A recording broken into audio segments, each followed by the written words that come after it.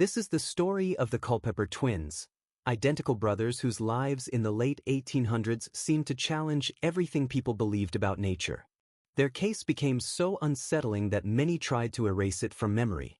Yet history has a way of returning, and their story has resurfaced once more. Back in 1846, Culpeper, Virginia was a small town where everyone knew one another. It was quiet and peaceful, surrounded by rolling hills and thick woods. Life moved slowly. The church bell rang each morning, wagon wheels creaked along muddy roads, and wood smoke rose gently above rooftops each evening. But beneath that calm, the town was filled with old fears and superstitions. People believed in signs, crows were seen as omens, and bread was left by the forest's edge to keep spirits content. When a child was born with strange eyes or unusual marks, neighbors whispered rather than celebrated. So, when the Culpeper twins were born, the town took notice. Elias and Elijah looked exactly alike. Same dark hair, same pale eyes, even the same expressions. When one cried, the other cried too. If one turned his head, the other followed at the same instant. Their mother, Eliza, saw it as a beautiful connection between them. But others were uneasy. Children were the first to sense something odd. They claimed that when one twin whispered a secret, the other, even across the yard, would laugh as if he'd heard it. If one scraped his knee, the other would grab his own leg in pain.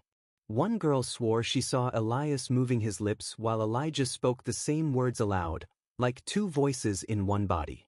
By age 5, the town had given them a name, the Echoes. Their parents tried to protect them. Thomas, their father, worked hard as a farmer and part-time surveyor. Eliza was kind and charitable, known for helping neighbors.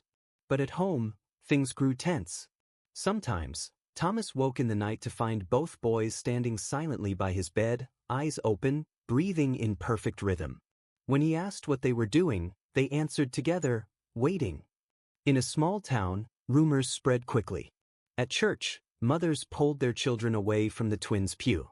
On the playground, boys dared each other to tease them, but never twice.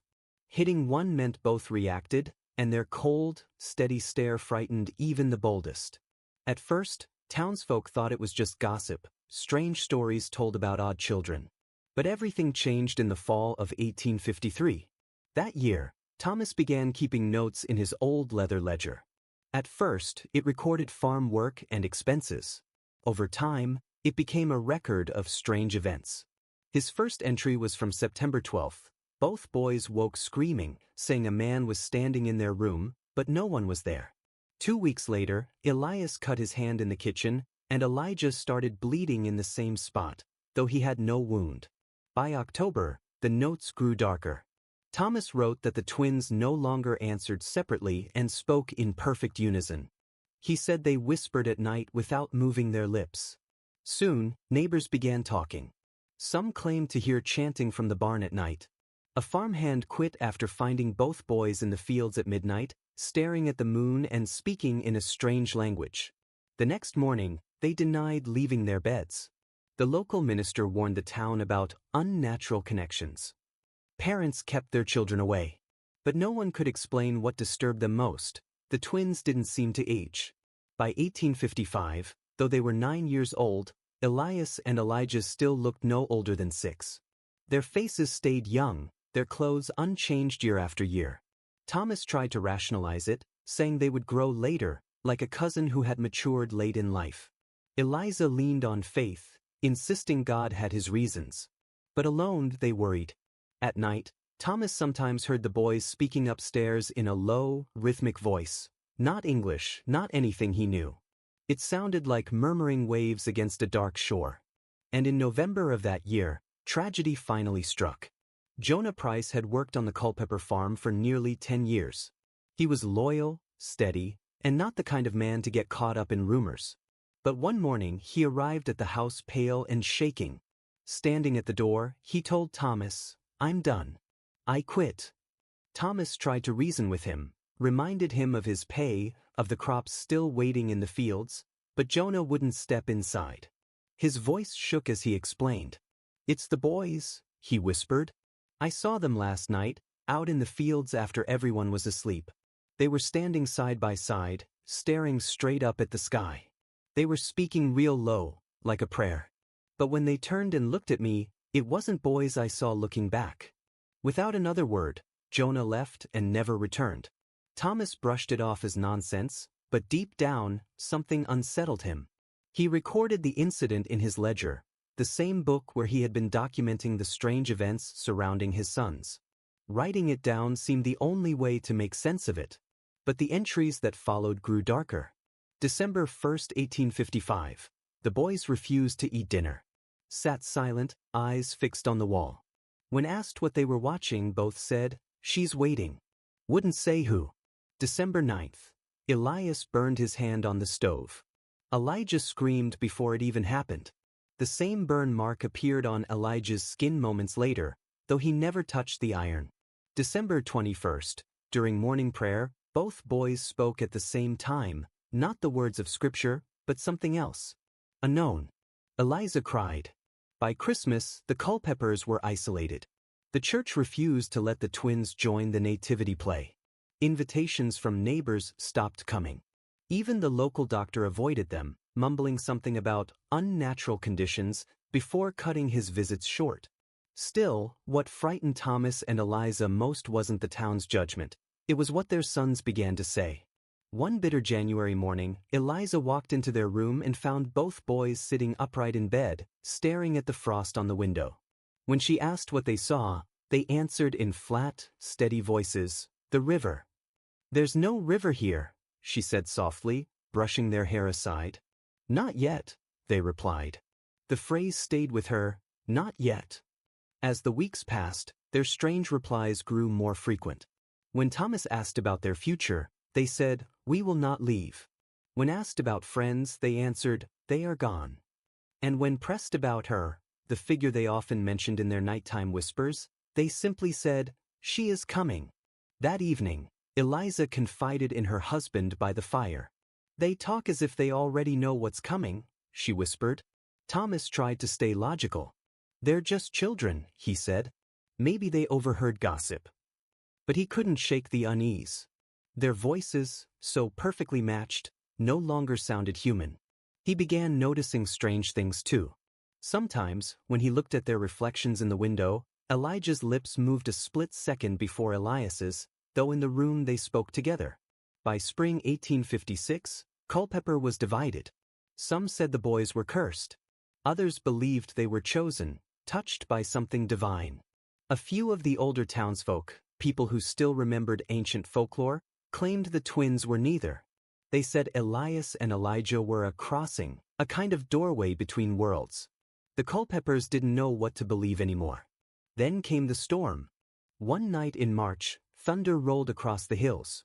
Thomas woke to the sound of footsteps in the hallway. He grabbed a lantern and followed the noise to the twins' room. The door was cracked open. Inside, the boys were standing in the center of the floor, facing each other, hands clasped tightly.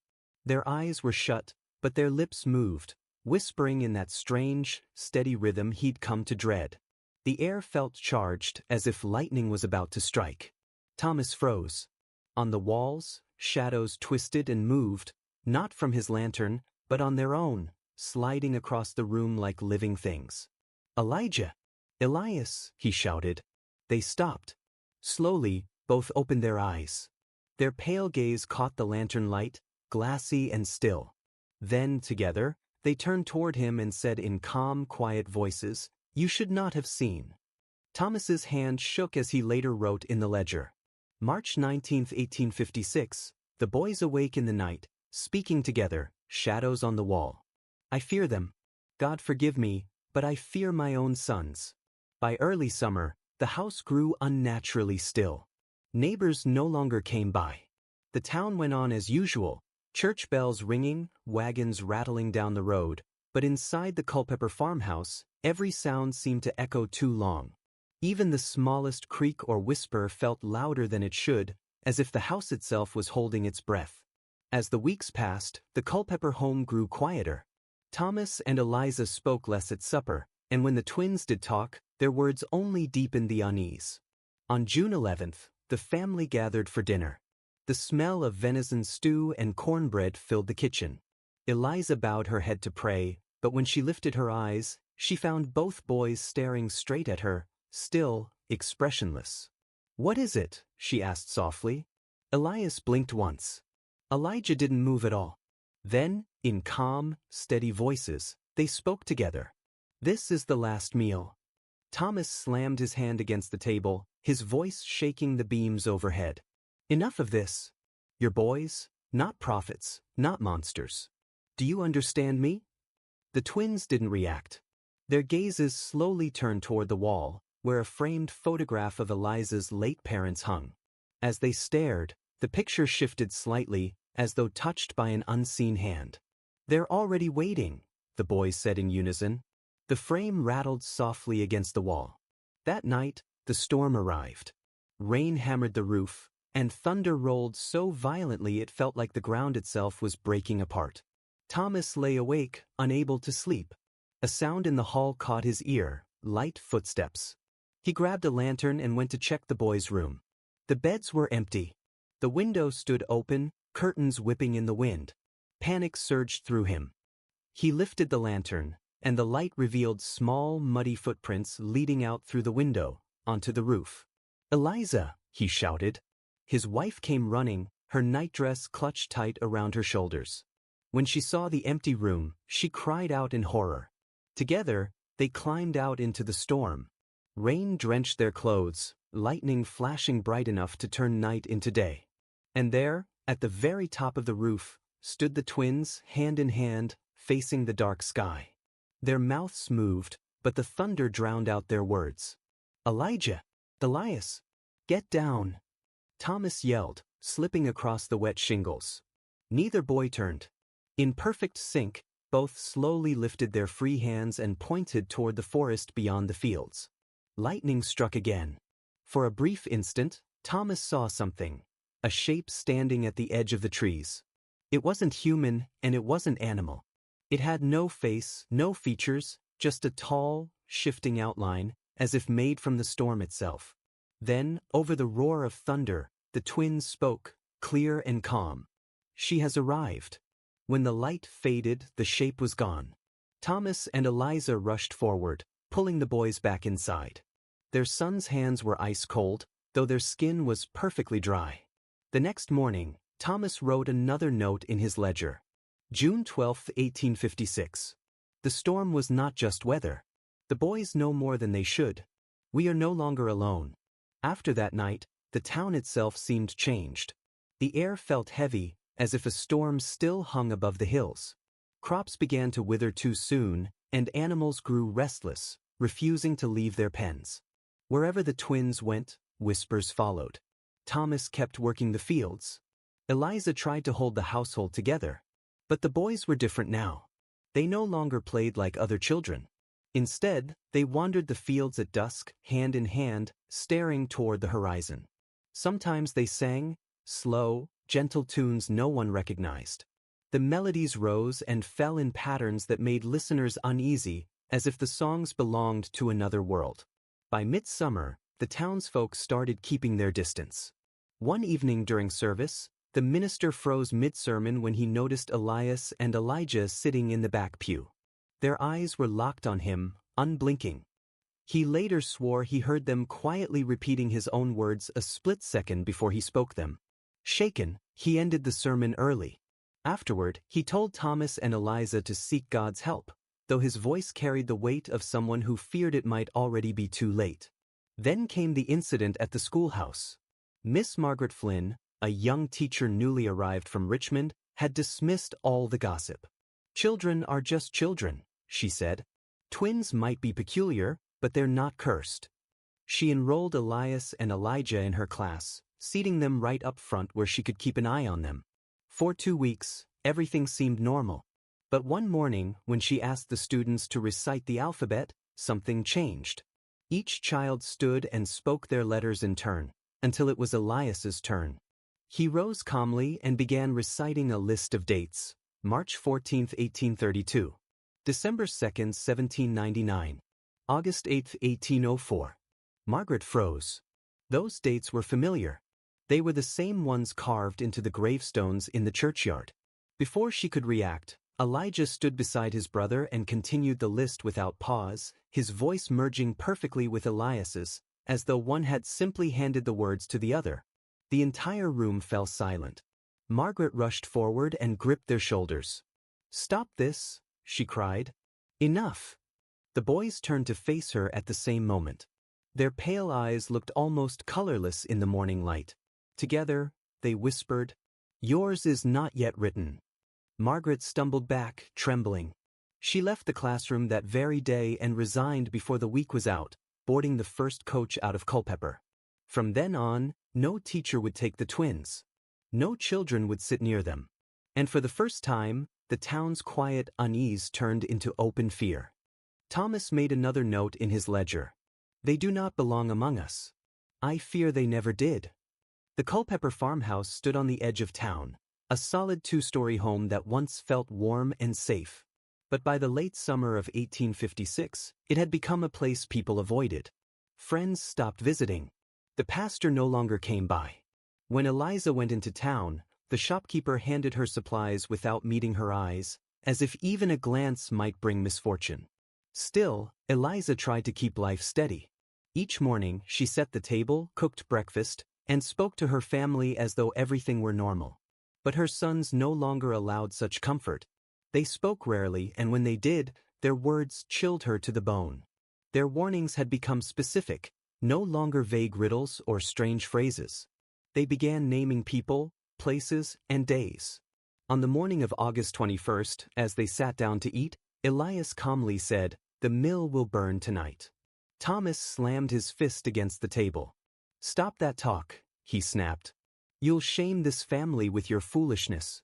But that night, while the town slept, flames tore through the mill. By dawn, the building was gone, reduced to ash. No one could explain how it started. But by morning, every whisper carried the same name, the twins. A week later, as Eliza tucked Elijah into bed, he looked up and said softly, "Mrs. Whitcomb will not wake tomorrow." Eliza hushed him, brushing his hair and trying not to show fear. Yet at sunrise, word spread, their elderly neighbor had died peacefully in her sleep. The coincidences became too many. Rumors turned to accusation. Outside the church, townsfolk gathered in low, urgent tones. Some said the twins were cursed. Others believed Thomas and Eliza had made a dark bargain. Mothers rushed their children indoors when the boys passed. Grown men crossed themselves in silence. Thomas refused to leave. "This is my home," he told Eliza firmly. "These are my sons. If the town turns against us, let them." But his private writings told another story. His handwriting had grown rough and uneven. "I no longer know if they are mine. The blood in them is not my blood. I dream of their voices before they speak. I wake already knowing their words." Then came the harvest fair, a day meant for laughter and music, a small escape from the year's hard work. Tents were raised, pies baked, fiddlers tuned their instruments. The whole town gathered on the green. Even the Culpepers came. They were whispered about, but no one dared send them away. As the twins walked hand in hand through the crowd, conversation dimmed around them. Laughter faltered wherever they passed. At one food stand, a farmer named Joseph Randall sneered loudly, two little crows darkening the feast. His wife pulled at his arm, begging him to hush, but he pushed forward, crouching toward the boys. "Well then," he taunted, "tell me, little prophets, when do I die?" The fair grew still. Elias opened his mouth first. His voice was calm. "Before the moon rises." Nervous laughter rippled through the crowd. Joseph scoffed. "Fools! I'll drink a toast at sunset and show you your prophecy's worth." But when evening came and the sun began to sink, Joseph climbed onto a wagon to make good on his word. He lifted his jug of cider, opened his mouth, and froze. His body stiffened. His face drained of color. Before he could speak, he fell backward, dead before he hit the ground. The fair erupted into panic. Screams tore through the crowd. Some ran for the doctor, others for the preacher. But most turned their eyes toward the twins, standing motionless amid the chaos. Their pale faces were calm, their hands still joined. By nightfall, The fairground was empty. Fiddles lay silent, food forgotten. Across town, whispers spread like wildfire, carried from one doorway to the next. The twins were not children. The twins were an omen. Back home, Eliza wept quietly while Thomas sat at his desk, candlelight flickering across the page as he wrote with a shaking hand. This cannot stay hidden. The town is changing. The boys know too much, know what they are. America will never allow itself to remember. It was that entry that marked the beginning of the sealed file, the one later buried, locked away, and nearly erased from record. The Culpeper twins, a name few dared to speak, had changed their town forever. And this was only the beginning. By autumn of 1856, the whispers had spread beyond Culpeper's borders.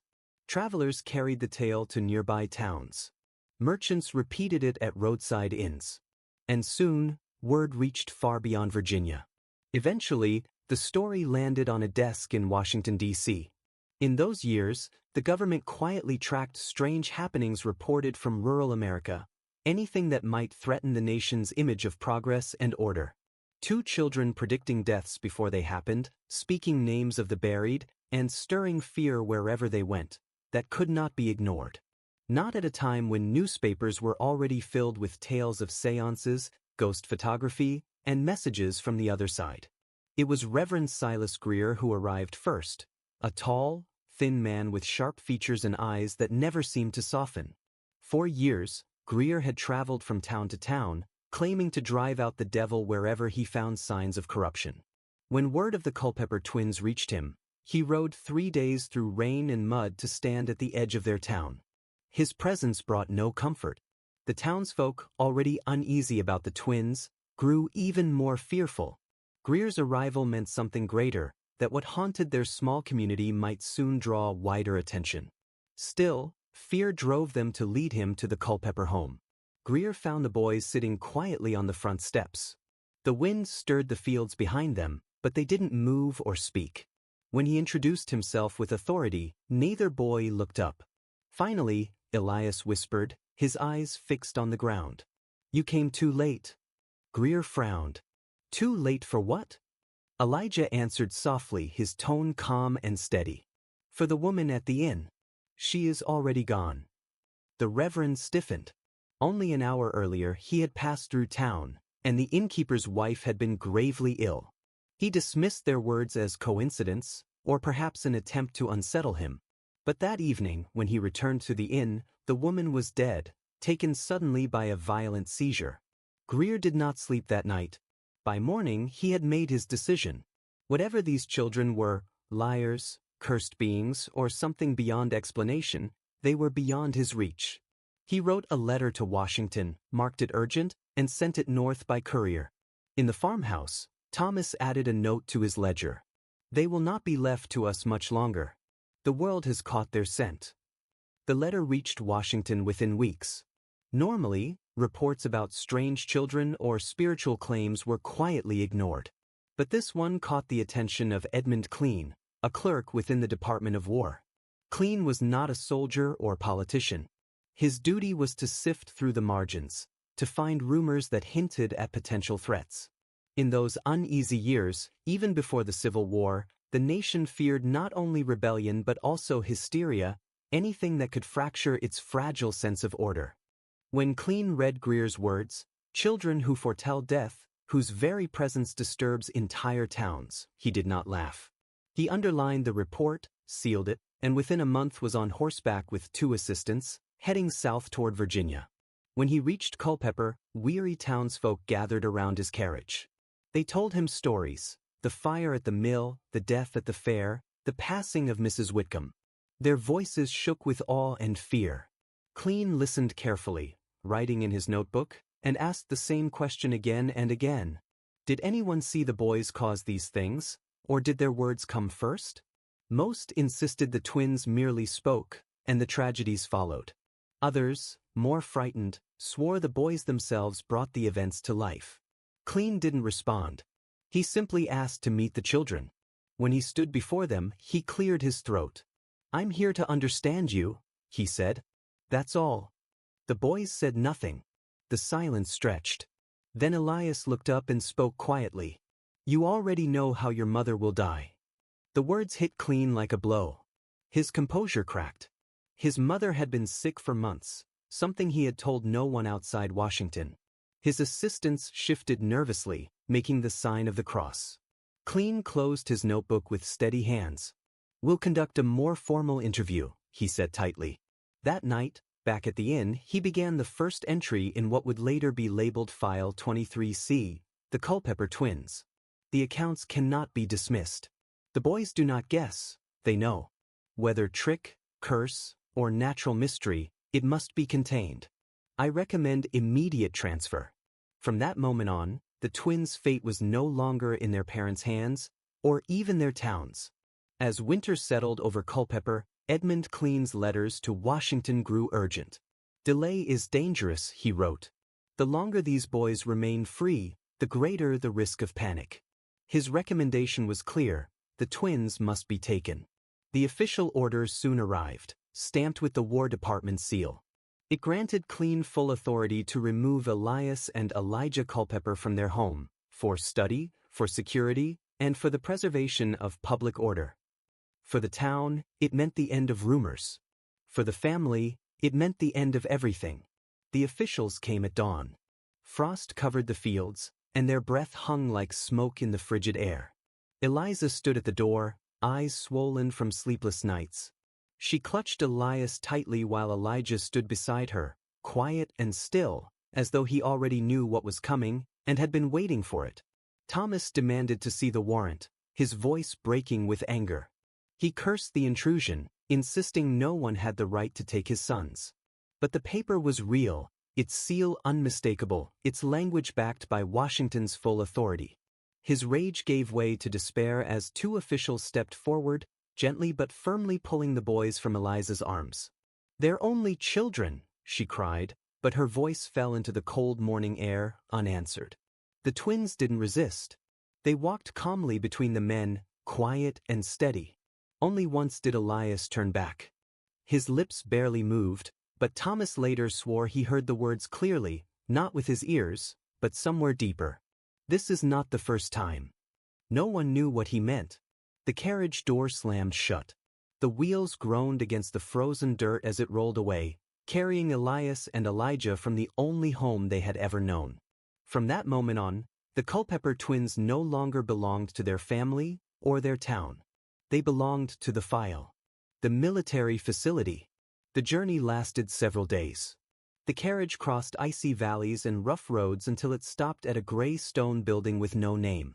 Officially, it was listed as a military hospital, though no soldier had ever slept there. Inside, the facility had another purpose: to contain what the government could not explain and could never allow the public to see. The boys were brought into a narrow, gaslit room. A physician waited with metal instruments and notebooks, strange tools of brass and glass.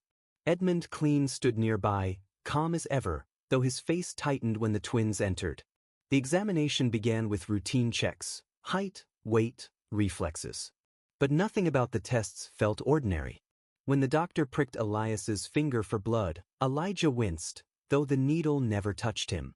When Elijah was asked to recite numbers backward, Elias answered alongside him, each word perfectly in sync. The doctors pressed further. They asked about voices, about visions. Elias stayed silent, but Elijah whispered, "The walls remember." "What do you mean?" one doctor asked. He didn't answer. Instead, Elias lifted his gaze toward Clean and said quietly, "Your mother passed 3 days ago. You knew it before you left, but you couldn't bring yourself to speak it." Clean froze. That morning, a telegram bearing that very message lay unread in his coat pocket. The room fell still. The physicians murmured about trickery, telepathy, deception, but none could explain it. Days passed in endless questioning. The boys spoke rarely, but when they did, their words silenced the room. They described events before they occurred: accidents, deaths, private secrets no child could possibly know. Clean documented everything in File 23C, each page filled with his increasingly uneasy notes. Separation. By the spring of 1857, Washington's patience had run thin. Lawmakers demanded answers. The War Department wanted proof, either that the twins were frauds or something worth containing. Torn between duty and conscience, Clean proposed a final test. Perhaps, he reasoned, the twins' abilities were tied to their bond. If separated, maybe their strange connection would fade. The order was approved. On a cold, rain-soaked morning, guards entered the chamber. One reached for Elias, another for Elijah. For the first time, the boys resisted. Their hands locked together, their voices rising in eerie unison. "If you divide us, you divide yourselves." The guards pulled harder.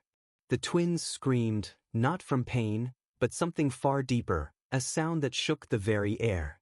The gas lamps flickered. Instruments cracked. A wall clock froze mid-tick. Then, silence. When the guards looked down, the boys were gone. Their hands had not been torn apart. They had simply vanished, leaving behind only faint, wet prints on the stone floor. Chaos erupted. Men shouted. Search teams scoured the halls, the grounds, the surrounding hills. For days, no trace was found. The file grew thicker, filled with reports, denials, and confused testimonies. But it ended with one final note, written in Clean's sharp hand. The Culpeper twins are no longer in custody. No evidence of escape. No bodies recovered. Case unresolved. File 23C was sealed. Its pages, yellowed with age, disappeared into locked archives where few dared to look. Back in Culpeper, silence returned. The townspeople never spoke of the twins again. The farmhouse decayed, the family's name fading into rumor. But even now, when winter winds sweep through the hills, old families whisper that they sometimes hear two voices moving together, soft, steady, speaking of deaths yet to come. America tried to forget them. But the file remains. And so, the record ends, not with answers, but with silence. The Culpeper twins were taken under federal authority, examined like specimens, and then simply gone. No graves. No witnesses. No explanation. Only the file, buried deep in government archives, as though the nation itself had tried to erase them. But history resists erasure. Their story still whispers, through the old houses of Virginia, through sealed reports, and in the quiet moments when two voices seem to rise from nowhere at all. Were Elias and Elijah Culpeper a glimpse into something beyond human understanding? Or were they simply children caught in the hands of a government that feared what it could not control? The file refuses to answer. And perhaps, that is what makes it most haunting of all. In the years that followed, the story of the Culpeper twins drifted between rumor and record, too strange to be believed, yet too detailed to dismiss. Washington's file on them, sealed and hidden, gathered dust in a locked cabinet where forgotten cases went to die. But whispers have a way of surviving.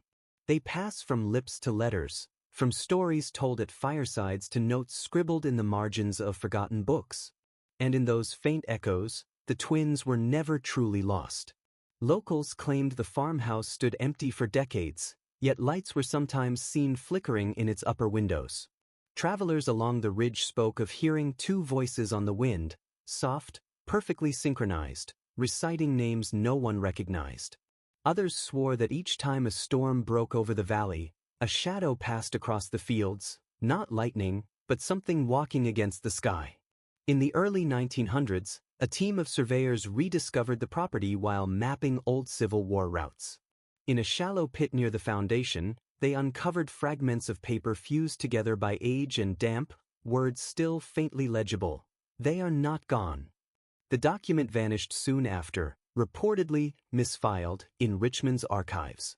Some say the federal seal could still be seen pressed faintly into the corner. What became of Elias and Elijah remains unknown. No records show their arrival at any other institution.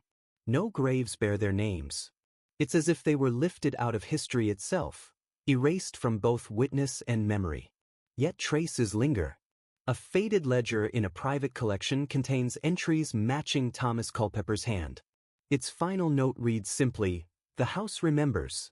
Historians who've stumbled upon File 23C say its language grows increasingly frantic, the later entries more personal than procedural.